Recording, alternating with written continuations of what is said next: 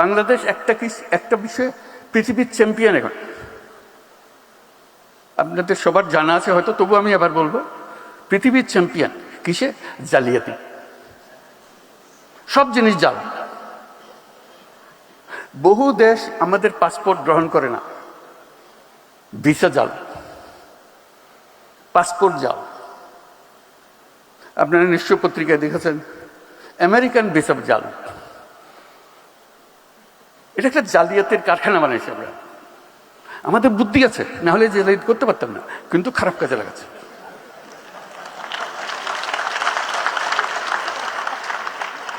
যে জালিয়াতি করতে জানে তার কাছে অনেক ক্রিয়েটিভিটি। আমি মধ্যপ্রাচ্যের একটা রাষ্ট্রের মন্ত্রীর সঙ্গে আলাপ করছিলাম। তারা বহুদিন ধরে আমাদেরকে প্রবেশাধিকার দিচ্ছে না। বাংলাদেশি কোনো মানুষ, শ্রমিক বলে কথাটা, কোনো মানুষকে প্রবেশাধিকার দেবে না। এমনকি আমি যেটা তাদেরকে বোঝানোর চেষ্টা করার জন্য সর্বনিম্ন, আমাদের যে মেরিনার, যারা জাহাজ চালায় দুনিয়াতে, should be proud of them, they are leading the industry.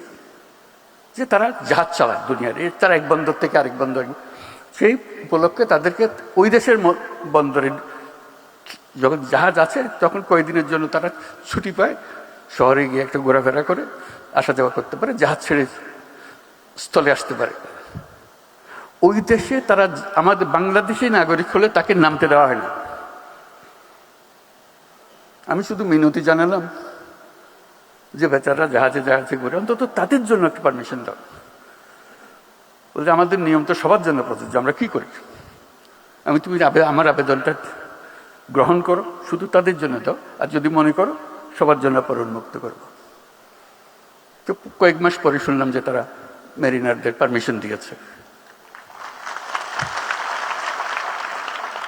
একটা দুটা দেশ না, লম্বা লিস্টি যাদের দেশে আমাদের প্রবেশাধিকার নাই। ওই মন্ত্রী যার সঙ্গে আমি মেরিনার নিয়ে আলাপ করলাম, সে বলল যে দেখেন আপনি বন্ধু মানুষ, আপনাকে পুরো জিনিসটা আমি বোঝাবো।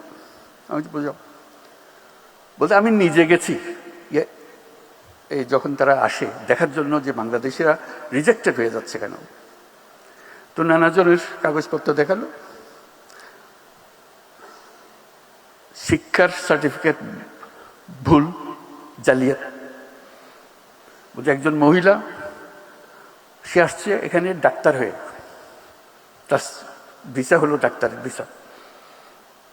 আমি দেখে বুঝলাম ডাক্তার হবার তার কোনো ক্ষমতা নাই, তার চেহারায় বলে না ডাক্তারের কিছু আছে। তা আমি জিজ্ঞেস করলাম আপনি কোন মেডিকেল থেকে পাশ করেছেন? তখন কাগজপত্র গাইতে আর জন্য বের করে দিল মেডিকেল সার্টিফিকেট। তো স্টাফরা বললো স্যার এটা জাল, এটা ভুয়া, বাকি সমস্ত সার্টিফিকেট তার জাল।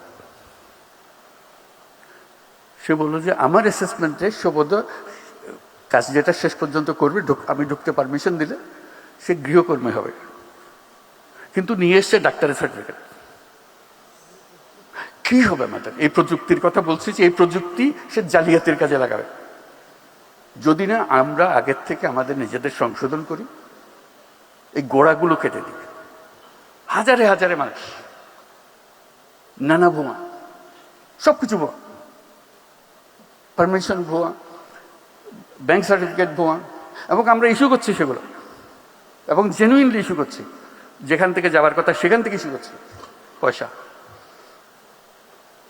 কাজেই আমাদেরকে প্রযুক্তিতে আসতে হলে ন্যায্য জিনিস নিয়ে আসতে হবে। জালিয়াতির কারখানা, এই দেশ জালিয়াতির কারখানা হবে না, হবে না, হবে না। এটাকে আমরা করতে চাই না। আমরা নিজ গুণে দেশে সারা দুনিয়াতে মাথা উঁচু করে চলতে চাই, এবং সেই সামর্থ্য আমাদের আছে। আজকে এই প্রযুক্তির বৈঠকে আমরা সেইভাবে মন ঠিক করি যে আমরা জালিয়াতি থেকে বের হয়ে আসবো। আমরা তরুণদেরকে উদ্যোক্তা হবার সুযোগ করে দেব, এবং আমাদের নীতি বাস্তব এবং বর্তমানকে প্রতিফলিত করুক সে ব্যবস্থা করব। মানুষের সহায়ক সরকার করব, ওইভাবে আমাদেরকে চলতে হবে। তাহলে এই সমাবেশের সার্থকতা। সবাইকে ধন্যবাদ।